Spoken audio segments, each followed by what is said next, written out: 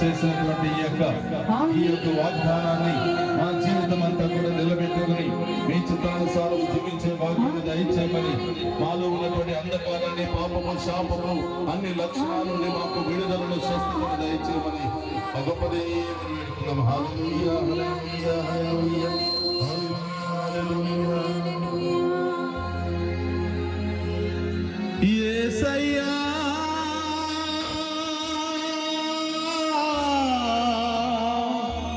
ప్రభు నా యేసునాథా,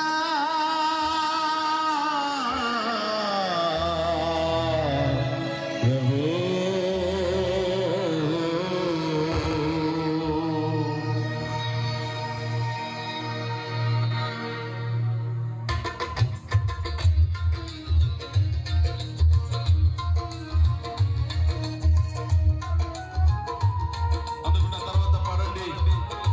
క్యాండిల్ కింద పడకుండా చూసుకోండి.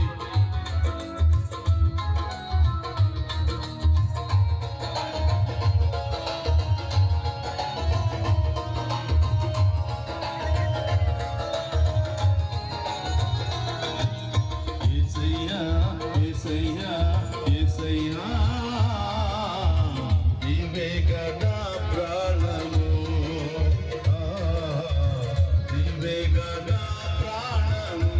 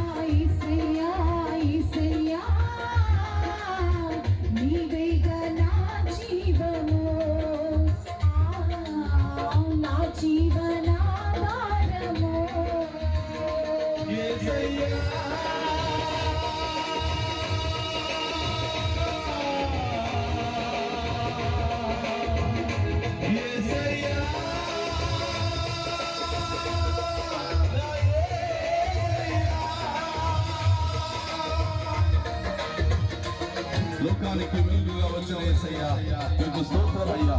మేము కూడా ఈ లోకానికి వెలుగుగా మారుదుముగాక.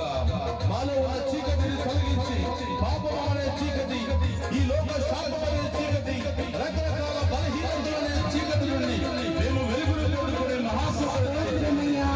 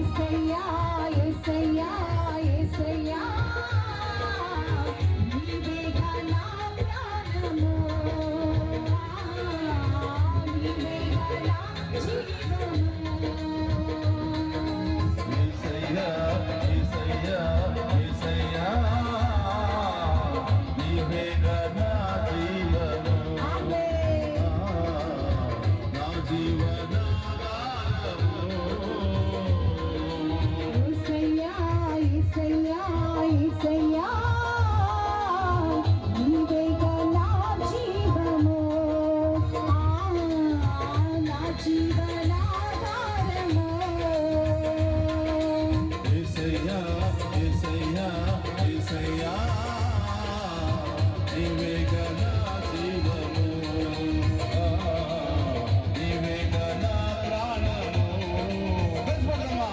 యేసయ్యా యేసయ్యా యేసయ్యా నీవేగా నా జీవము,